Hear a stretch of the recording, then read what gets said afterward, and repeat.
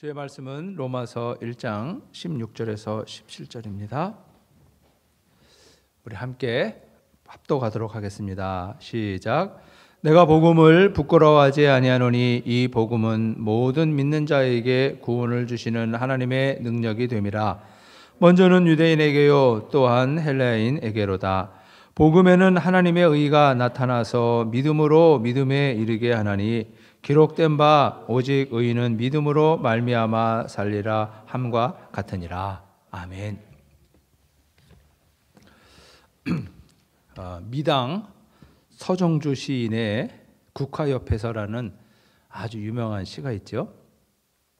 한 송이의 국화꽃을 피우기에 서적새는 봄부터 그렇게 울었나 보다. 한 송이의 국화꽃을 피우기 위해 천둥은 먹구름 속에서 또 그렇게 울었나 보다. 이런 식구예요. 여러분, 우리가 이 가을에 마주하는 한 송이의 국화꽃은 어느 날 갑자기 핀 게 아니죠. 이 한 송이의 국화꽃이 피기까지에는 많은 과정이 있었습니다. 심는 사람이 있었고 가꾸는 사람이 있었고 비와 바람을 적당히 주어졌고 햇빛이 있었고 일정한 시간이 필요했죠. 그런데 종교개혁도 마찬가지예요. 사람들은 종교개혁이 1517년 10월 31일 마틴 루터에 의해서 시작되었다고 말합니다. 이 말은 어떤 면에서는 맞고 어떤 면에서는 틀려요. 루터가 태어나기 약 100년 전부터 교회가 본질에서 이탈했다. 교회가 뭔가 잘못되고 있다라고 느낀 사람들도 있었고, 루터가 태어나기 100년 전에 이미 교회 개혁을 외친 사람들이 있었습니다. 그런 면에서 이 말은 틀리죠. 그런데 많은 사람들의 공감과 지지를 받아서 교회 개혁이 본격적으로 시작되었다는 면에서 이 말은 맞습니다. 루터 이전에 사람들이 교회 개혁을 외칠 때 사람들은 지지하지도 않았고 공감하지도 않았습니다.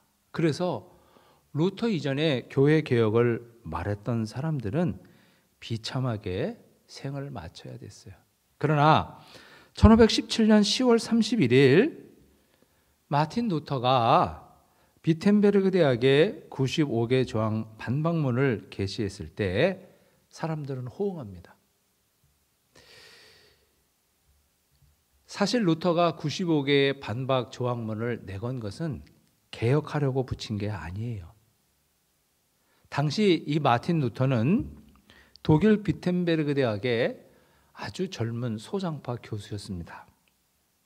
이 루터는 자기가 지도하는 대학원생들하고 세미나를 하려고 교회가 도대체 얼마나 부패한 것이냐, 그것을 95개로 정리해서 세미나를 하려고 대학원생들에게 광고하려고 95개 조항을 붙인 건데, 당시 때마침 인쇄술이 무지하게 발달을 해서 사람들이 이걸 보면서 환호하는 거예요. 그걸 인쇄를 해서 유럽으로 삽시간에 쫙 퍼져버렸습니다.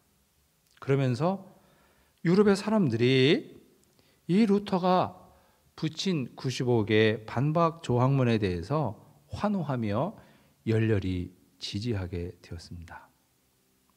루터는 교회를 개혁하려고 한 것도 아니고 자기가 교수로서 학생들에게 이 주제 갖고 세미나 할 테니까 준비하라고 알려준 거에 불과했는데, 그걸 보면서 사람들은 지지하고 환호하면서 루터는 자기가 원하지도 않았는데 어느 날 갑자기 그는 종교개혁자가 되었습니다.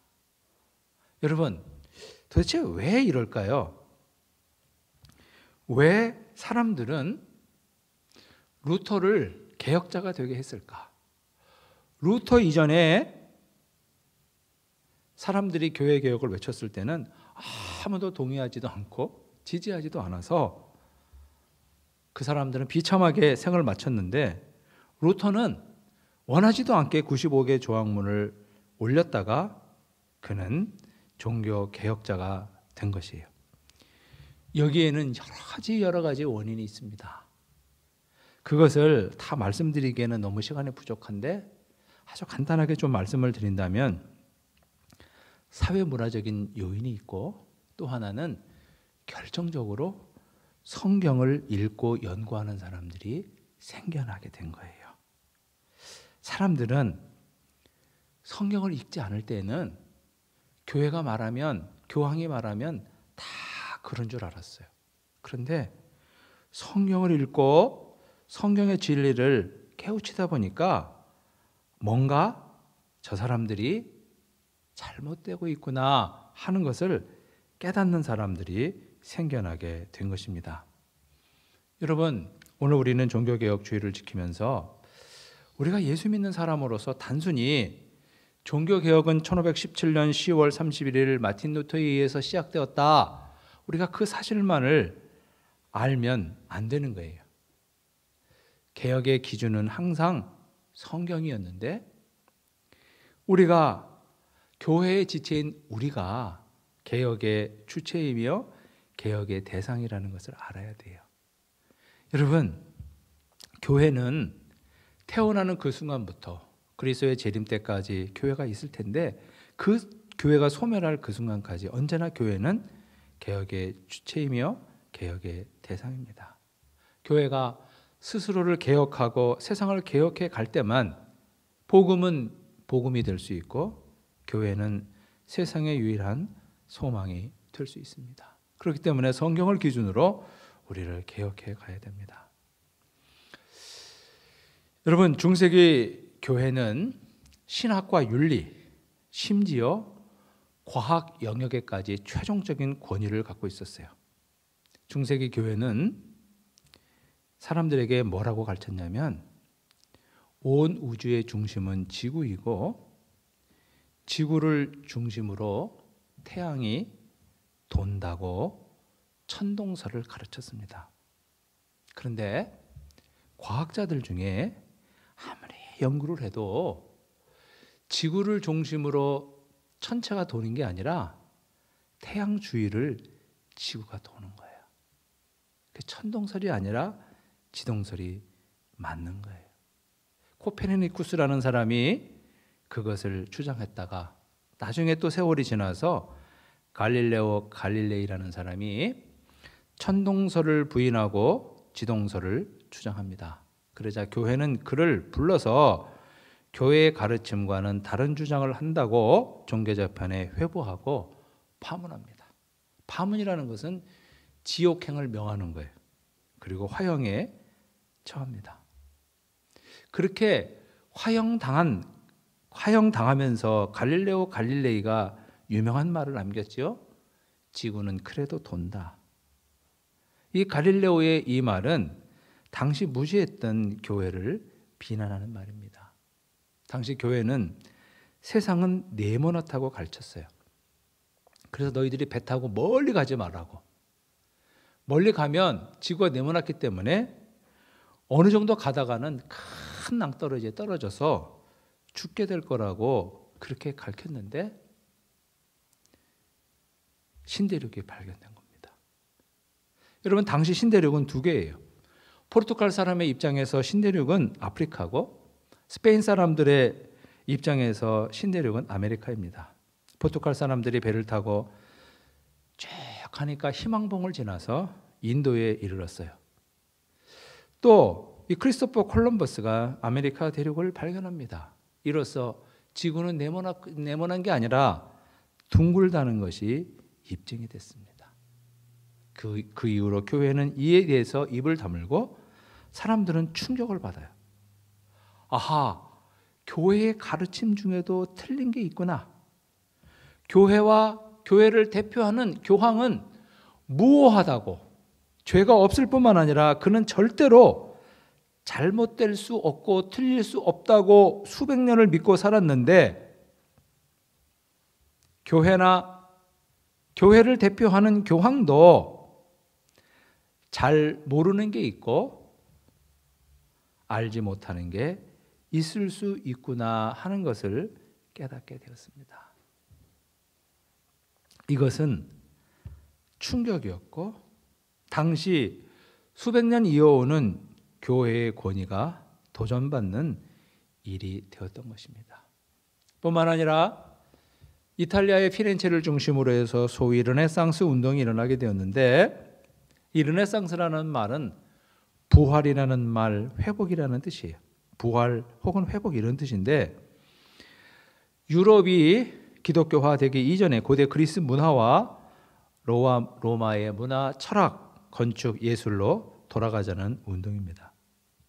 이렇게 르네상스 운동이 시작이 되면서 사람들은 그리스어를 배우는 사람들이 생겨나게 되었어요. 그리스어로 고대 히랍의 그 철학이나 문학이나 사상책을 읽는 사람이 늘어나고, 이것이 유럽에 크게 영향을 미쳤습니다. 뿐만 아니라 당시 유럽에서는 건축이 유행했는데, 이 건축도 고대 그리스풍으로 건축하는 것이 크게 유행했어요. 우리가 요즘에 돈 주고 유럽 여행 가면 보는 그때 건축물들은 다 그때 만들어진 것들입니다. 이렇게 그 르네상스의 영향으로 사람들은 성경을 재발견하게 되는데, 고대 그리스어를 배운 사람들이 많아지면서 성경을 헬라어 원문으로 읽는 사람이 생겨났어요. 당시 교회는 유일한 성경이 제롬이라고 하는 사람이 번역한 불가타 성경, 그 라틴어 성경, 이것만이 유일하다고 가르쳤고, 그것 외에 다른 것은 인정하지 않았습니다. 그런데 본래 성경은, 구약 성경은 히브리어로 되어 있고 신약은 헬라어로 되어 있는데, 고대 헬라어를 아는 사람이, 르네상스를 중심 운동을 통해서 그 영향으로 헬라어를 아는 사람들이 많아지면서 그 사람들 중에는 헬라어 원본으로 신약 성경을 보는 사람들이 늘어나게 된 거예요. 근데 이것은 교회가 금한 일인데, 헬라어 원문 성경을 보면서 사람들이 오역을 발견합니다. 아, 잘못됐다. 근데 여러분, 이 세상에 번역된 책은요, 어떤 책이든지 오역이 있을 수밖에 없습니다. 오역이. 아무리 완벽해도 오역이 있을 수밖에 없어요. 저 그림에서 앞에 그 그림을 하나 보여주실래요? 저게 뭐냐면 모세의 뿔입니다. 모세의 뿔. 그러니까 출애굽기에 의하면 모세가 시내산에서 내려올 때 얼굴에 광채가 있었다는 거야. 그래서 그 광채를 수건으로 가렸는데, 그 제롬이라고 하는 사람이 그 광채라는 말을 번역하면서 오역을 해서 뿔이라고 번역을 했다는 거야.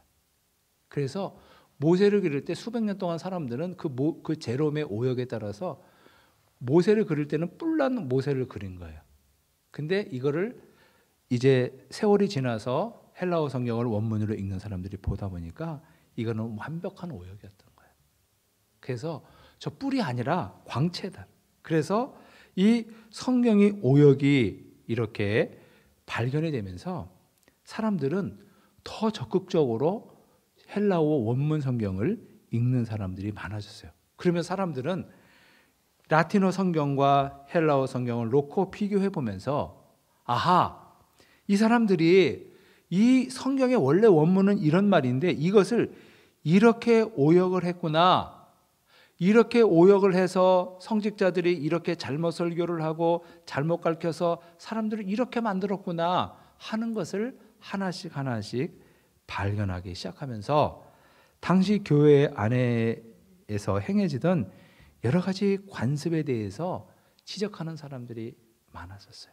하나 예를 들자면, 교회 안에서 지나치게 마리아를 숭배하는, 이것은 성경적으로 근거가 없다고 주장하는 사람들이 생겼고, 또한 당시 사람들이 했던 그 어떤 지역의 그 수호 성인, 이것은 절대적으로 성경과 무관하다고 이제 사람들은 말하기 시작했어요. 그리고 마리아를 신격화하고 교회 안에서 죽은 자를 위해서 기도하는 것은 성경적인 근거가 없다라고 주장하는 사람들이 생겨났고, 특별히 성경을 원문으로 읽으면서 당시 교회에서 판매하는 이 면죄부에 대해서 직격탄을 날리는 사람들이 많아지게 되었습니다. 면죄부라고 하는 것은 일찍이 지난번에도 말씀을 드린 것처럼 십자군 전쟁에 사람들을 동원하기 위해서 십자군 전쟁에 참여하면 구원을 받는다 하면서 그 구원의 증서를 준 게 면죄부였는데, 이것을 교회 안에서 교회가 팔기 시작했습니다. 그런데 수백 년의 세월이 흘러가면서 당시 중세기 교회에서 이 면죄부 수입은 교회의 주 수입원이 돼요. 그리고 특별히 교황 레오 10세가 교황이 되었는데, 이 사람이 보니까 다른 자기보다 신분이 낮은 추기경이나 대주교가 맡은 교회보다 자기가 맡은 교회가 너무너무 초라한 거야. 이게 면이 안 선다. 그래서 이 사람이 성베드로 성당을 새롭게 건축해야 되겠다 그래요. 근데 규모가 어마무시하게 큰 거예요. 요즘 우리가 가서 보면, 유럽에 가서 보는 교회 너무너무 커요. 뿐만 아니라 그 거대한 청장을 당시에 거장인 미켈란젤로나 라파엘로 같은 그런 위대한 그런 예술가의 작품으로 천장을 메우려다 보니까 이 돈이 무지하게 들어가는 거야. 그러니까 돈이 많이 들어가니까 면죄부를 더 많이 팔기 시작했어요. 그리고 사람들은 그러한 교황을 보면서 정말 교황의 탐욕을 보는 거예요.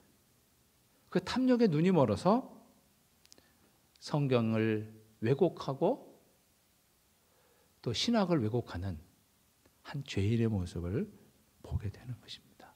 그러면 사람들은 저항하기 시작한 거예요. 특별히 그 영국에 존 위클리프라는 사람이 있는데, 이 존 위클리프라고 하는 사람이 그 옥스퍼드를 나온 아주 유명한 그 지식인이었는데, 이 사람이 영국 왕과 함께 그 교황을 만납니다. 이 사람이 교황을 보기 위해서 크게 실망해요. 교황이 굉장히 거룩한 줄 알았는데 영국 왕과 교황이 돈을 놓고 싸우는 거예요. 영국에서 돈을 얼마를 내라 그랬더니 못 냅니다 그랬더니 협박하기도 하고, 보니까 저 교황이 거룩한 사람이 아니라 완전 속물인 거예요. 이 사람이 와서 크게 실망을 하고, 교회가 잘못되어 가고 있는데 왜 사람들은 그것을 모를까? 그 이유는 교인들이 성경을 읽지 않아서다라는 것을 깨달아요. 그러면서 이 위클리프는 어떻게 하면 성경을 읽게 할 수 있을까? 라틴어로 된 성경을 영어로 번역해야 되겠다. 그래서 존 위클리프는 라틴어로 된 성경을 영어로 다 번역을 합니다. 그리고 그 영어 성경을 사람들에게 읽게 해요. 위클리프는 성경을 다 읽고 난 이후에, 번역하고 난 이후에 2년 뒤에 세상을 떠나는데, 교회는 이 위클리프를 무지무지하게 미워해요. 그래서 그가 세상을 떠난 지 20년이 지나서 교회는 위클리프를 파문합니다. 그리고 그의 무덤을 파헤쳐서 그의 시신을 꺼내 화형하고 그의 뼈를 갈아서 강물에 뿌리게 돼요. 여러분, 오늘날 위클리프 선교회라는 선교회가 있거든요. 위클리프 선교회는 뭐 하는 선교회냐면은, 아직도 자기의 언어로 성경을 갖지 못한 사람들에게 성경을 번역해 주는 일을 하는 선교회예요. 그래서 이 위클리프 선교회는 지금도 자국의 언어로 성경을 갖지 못한 그 아마존 그 유역의 소수 부족들, 남태평양 파푸아 뉴기니의 소수 사람들에게 선교사를 보내요. 그래서 어떤 부족은 전 부족이 100명밖에 안 돼요. 그 사람들은 언어도 없고 문자도 없어요. 그런 사람에게 선교사가 가서, 위클리프 선교회가 사람을 보내서 그 선교사가 가서 그 사람들과 함께 지내면서 그들의 말을 배우고 문자를 그들에게 만들어서 가르쳐주고, 그리고 그들이 아는 문자로 성경을 번역해서 주는 일을 해요. 이게 이제 위클리프 선교회인데, 그 위클리프 선교회가 바로 이 위클리프의 이름을 따라서 만든 것입니다. 그러니까 존 위클리프가 세상을 떠난 다음에 체코의 얀 후스라는 사람이 이 정신을 이어받습니다. 얀 후스는 체코 사람인데 당시 영국과 체코가 왕실 간의 결혼을 통해서 두 나라의 교류가 굉장히 활발했습니다. 그래서 이 체코 사람들 중에는 영국에서 유학하고 온 사람이 많았는데 그 중에 얀 후스가 있는 거예요. 얀 후스는 영국에서 유학하면서 존 위클리프 사상에 매료돼요. 그래서 얀 후스는 유학하고 돌아와서 프라하 대학의 총장을 지내는데 이 사람은 와서 계속해서 그 사람들에게 성경을 읽으라고 권합니다. 그때 이 영국 사람들은 지금 유럽 사람들은 이 체코 사람들을 보헤미안이라고 불러요. 보헤미아. 여러분 유명한 그 락 그룹의 그 퀸이라는 락 그룹의 그 보헤미안 랩소디라는 노래 아세요? 그래서 유럽 사람들은 이 체코 사람들을 보헤미안이라 지금도 부르는데 이 보헤미아의 어떤 개혁자가 바로 얀 후스라는 사람입니다. 이 얀 후스는 평신도들이 성경을 많이 알아야 된다. 그리고 진리의 기준은 교회도 아니고 교황도 아니다. 그리고 교회도 얼마든지 성경의 기준에서 잘못될 수 있다는 것을 말합니다. 여러분 이러한 운동이 루터가 태어나기 100년 전에 위클리프나 얀 후스 같은 이러한 개혁가들이 종교 개혁자들이 먼저 있었던 거예요. 이런 사람들이 활동을 하고 나서 이제 이 유럽 안에서 많은 사람들이 이제는 교회가 금했지만 성경을 읽는 사람들이 많아졌어요. 지식인들 중에. 그런 사람 성경을 알면서 교회가 면죄부를 받는 것은 잘못되었다. 그리고 교회가 많이 진리에서 어긋났다라는 것을 이제 사람들이 공감하기 시작한 거예요. 그래서 루터가 95개 반박문을 대학 강당에 붙였을 때 이 소식은 전 유럽으로 급속하게 퍼져나가면서 교회가 당시의 사람들이 세상이 환호하면서 그래서 이제 종교개혁이 이루어지게 됐던 것입니다. 얀 후스도 교회로 하여금 소환되고 파문당하고 그리고 화형에 처해지게 되었습니다. 여러분 늘 말씀을 드리지만 교회는 건물이 아니라 사람입니다. 우리가 예배드리는 이 공간은 교회가 아니라 예배당입니다. 예배를 드리기 위한 건물이에요. 그럼 교회는 뭐냐? 교회는 예수 그리스도를 주로 고백하는 사람들 그 모임, 사람들이 교회예요. 그러니까 우리 각자가 교회지요. 여러분, 교회를 구성하는 사람들이 완벽하게 성화되어서 죄와는 전혀 관계없이 우리 모두가 다 거룩하고 의롭고 그래서 조금도 개혁할 것이 없다면 정말 좋은데 사실 우리는 그렇지 못합니다. 왜냐하면 사람은 누구나 이기심과 교만이라는 원죄를 갖고 태어납니다. 그래서 누구도 예외 없이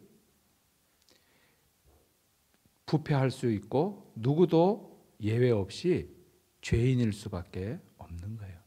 중세기 사람들이 교황의 민낯을 보며 충격을 받아요. 교황도 원죄가 있는 이기심과 교만이라는 원죄를 갖고 태어난 죄성을 가진 사람이고 그래서 적당한 조건을 갖추면 죄를 범할 수밖에 없는 사람인 거예요. 그런데 그 교황이 자기의 죄를 덮기 위해서 성경을 왜곡하고 신학을 왜곡하는 그 일을 서슴없이 범하는 것을 보면서 당시 사람들이 분노했던 것입니다. 여러분, 정치인들이 이런 말을 하지요. 견제받지 않는 권력은 절대로 부패한다. 여러분, 우리 중에 내가 아무리 잘못을 저질러도 처벌받지 않는다 그러면 우린 다 괴물이 될 거예요. 여러분, 우리 모두에게 우리가 어떤 죄를 저질러도 사람을 죽여도 돈을 뺏어도 무슨 짓을 해도 아무도 나에 대해서 처벌하지 않는다 그러면 우리는 예외 없이 다 괴물이 될 수밖에 없는 그런 죄를 가진 사람인 것입니다. 우리는 사도 바울의 말처럼 의인이며 죄인이에요. 의인이라는 것은 그리스도께서 그리스도의 피로 우리를 대속하셨기 때문에 하나님은 우리를 의롭게 보지만 우리는 죄로부터 자유로울 수 없는 그러한 인간인 것입니다. 그렇기 때문에 교회는 초대교회도 중세교회도 현대교회도 예외 없이 언제나 문제가 있어요. 여러분, 사람이 둘만 모여도 의견이 통합되기 어렵지요? 셋 모이면 더 어렵지요? 여러분, 부부가 왜 싸워요? 의견이 안 맞아서 싸워요. 근데 그거는 부모 자식 간에 마찬가지. 그러니까 둘이 만나고 셋이 만나서도 의견 통합이 안 되는데 교회 안에서 의견이 맞는다는 것은 거의 기적에 가까운 일이에요. 잘 안 되거든요. 그래서 교회 안에는 다툼이 있고 싸움이 있어요. 언제까지? 주님 오실 때까지. 그렇기 때문에 교회는 언제나 개혁의 주체이면서 언제나 교회는 개혁의 대상입니다.